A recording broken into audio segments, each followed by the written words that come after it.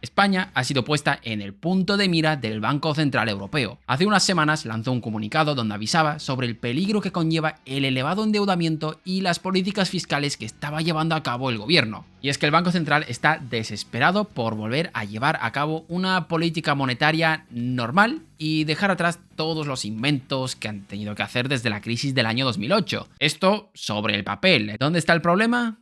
Que no es tan sencillo.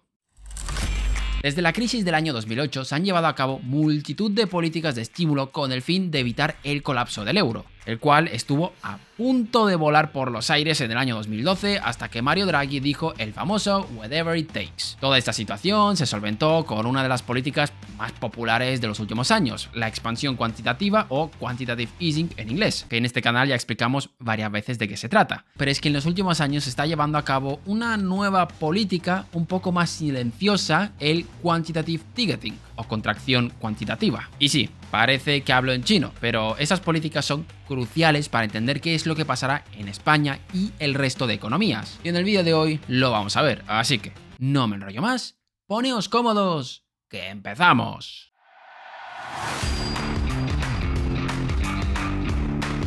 La deuda pública española se ha disparado desde la crisis del año 2008. Pasamos de tener una deuda relativamente pequeña de cerca del 40% del PIB al más del 100% que tenemos actualmente. Pero lo que nos debería preocupar no es el monto de la deuda, sino los intereses que pagamos por esta. Y aquí es donde entra en juego la mano del Banco Central. Estos últimos meses estamos jugando con la bolita de cristal para tratar de ver si el Banco Central Europeo y la Reserva Federal van a recortar sus tipos de interés. Y los inversores son los primeros interesados. Pero el tipo de interés no es la única palanca que pueden activar los bancos centrales para influir en los mercados, y es que también debemos fijarnos en el activo del Banco Central, es decir, en las cosas que tiene. Sé que esta afirmación va a sorprender a más de uno, pero los bancos centrales son bancos. Tienen cosas en su activo, pero también tienen deudas, es decir, su pasivo. Cuando escuchamos que el Banco Central está expandiendo su balance, quiere decir que está comprando cosas. Pero cuando compra cosas, es decir, aumenta su activo, también está endeudándose, es decir, aumenta su pasivo. Lo vais a ver de forma bastante visual en el siguiente gráfico. En la parte de arriba están los activos que aumentan a la vez que los pasivos. ¿Y por qué ocurre esto? Bueno, vamos con la explicación. La expansión cuantitativa consiste en comprar activos al sector privado, en su mayoría bancos privados. En palabras más simples, un banco le ha comprado un bono del Tesoro al gobierno que le ha prestado dinero y el Banco Central le compra ese bono al banco privado, es decir, simplemente se ha cambiado de manos. De esta forma lo que consigue es que el bono siga teniendo demanda y el tipo de interés no se vaya por las nubes. Vamos a poner un ejemplo. España no pasaba por un muy buen momento y su prima de riesgo se disparó. La prima de riesgo es un sobrecoste que te hacen pagar los prestamistas por el riesgo que conlleva hacer la inversión. Si hay más riesgo, más dinero te voy a pedir. Pero como el Banco Central Europeo estaba comprando la deuda española de forma indirecta, esta se mantuvo a raya, básicamente porque asegura que siempre habrá un comprador. Pero aquí viene la parte que muchos olvidan. Cuando el Banco Central Europeo le compra bonos a los bancos privados, también está aumentando sus reservas. Y las reservas están en el pasivo del Banco Central, es decir, es una obligación que tiene el Banco Central con los bancos comerciales. Por eso, cuando el Banco Central aumenta su balance, aumentan los dos lados, como hemos visto en el gráfico de antes. Y aquí es donde vamos a toparnos con el problema que nos ocupa. Los bancos centrales tenían una estrategia para frenar la escalada de las primas de riesgo. Pero, ¿qué estrategia tienen para revertir la situación? Es decir, ¿hay alguna estrategia de salida?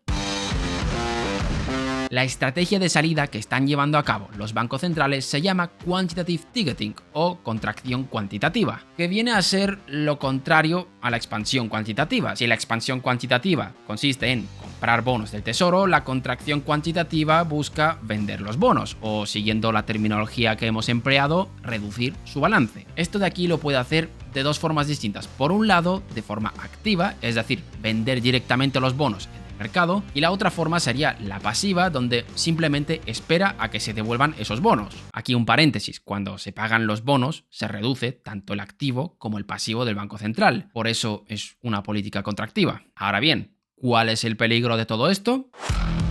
Si el Banco Central decide deshacerse directamente de los bonos del Tesoro, es decir, venderlos directamente, podría provocar una caída del valor de los mismos. Es simplemente la ley de la oferta y la demanda. Si el Banco Central los vende, se está incrementando la oferta, y si no hay incremento de la demanda, el valor cae. Es justo lo contrario a lo que ocurre con la expansión cuantitativa. Es por eso por lo que se quiere evitar hacer una contracción cuantitativa activa, ya que podría provocar un pánico en la economía. Como dijimos, los inversores se fijan en el balance del Banco Central. Por eso, los distintos bancos centrales están adoptando la contracción cuantitativa pasiva, donde simplemente esperan a que se devuelvan estos bonos y ya está. Es decir, alguien ha financiado al Estado, un banco privado. El Banco Central compra esa deuda y espera a que el gobierno devuelva ese dinero. El gobierno, mediante impuestos, recauda dinero de la economía, reduciendo las reservas bancarias, y cuando le paga al Banco Central desaparece ese bono, pero también esas reservas que ha recaudado mediante impuestos. Por eso se reducen las dos partes. Ahora bien, el problema de esto es que no es inmediato y hay que esperar, además de que seguirá teniendo efectos negativos sobre los rendimientos de los mercados. En los últimos años, los rendimientos de los bonos han estado relacionados con las compras realizadas por los bancos centrales. Por ejemplo, la liquidación del balance de la Reserva Federal dejó al S&P 500 un 20% por debajo de sus máximos históricos. En resumen, frente a esta situación, los inversores han dicho: mira, yo me piro del riesgo. De ahí a que a lo largo de estos últimos años habréis escuchado de que el mercado está demasiado alto, y por eso los tipos de interés de los bancos y plataformas de inversión están bailando constantemente. Si las políticas de los bancos centrales se vuelven mucho más agresivas, las bolsas podrían reaccionar con fuerza. Investigadores del Bank of America esperan que el balance de la Reserva Federal termine en un 34% del PIB de los Estados Unidos para finales de ese año, bajando del 37% del año anterior. Pero bueno, al final lo que nos interesa es lo que haga el Banco Central Europeo, que está vinculado a lo que haga la Reserva Federal. La pregunta es, ¿cuál es el plan del Banco Central Europeo con esta política?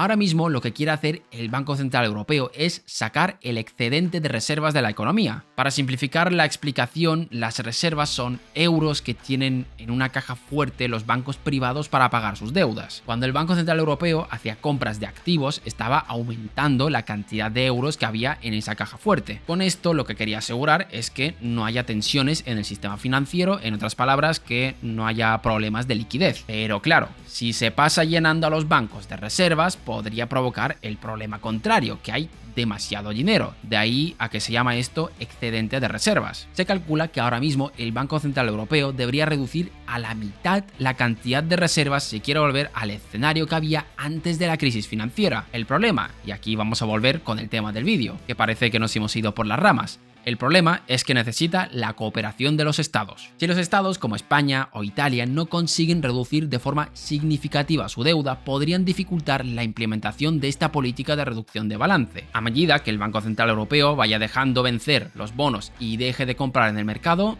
¿habrá suficiente demanda para los bonos españoles para que no se dispare la prima de riesgo? Ahí está la encrucijada, y por eso el Banco Central Europeo lanzó ese comunicado alertando al gobierno. Si no empieza a reducir de forma progresiva la deuda, el Banco Central Europeo no podrá rechazar las reservas de la economía con relativa tranquilidad. Y si no saca ese exceso de reservas, la inflación podría volver a dar problemas y no quedaría otro remedio que hacer las cosas por las malas. Y todos sabemos que cuando se hacen las cosas por las malas, a la población no le gusta. Las políticas que ha implementado el Banco Central Europeo han sido necesarias dada la situación de la eurozona, pero no se puede aplicar esto siempre, y si se acaban convirtiendo en la nueva normalidad, ¿qué armas tendrá el Banco Central Europeo para una hipotética futura crisis? Este es el gran problema que tiene entre manos la eurozona ahora mismo. Y ahora pregunta para vosotros, ¿creéis que España conseguirá reducir su deuda hasta los niveles que pide el Banco Central? Dejadnos la respuesta en los comentarios. Gracias por vernos un día más y nos vemos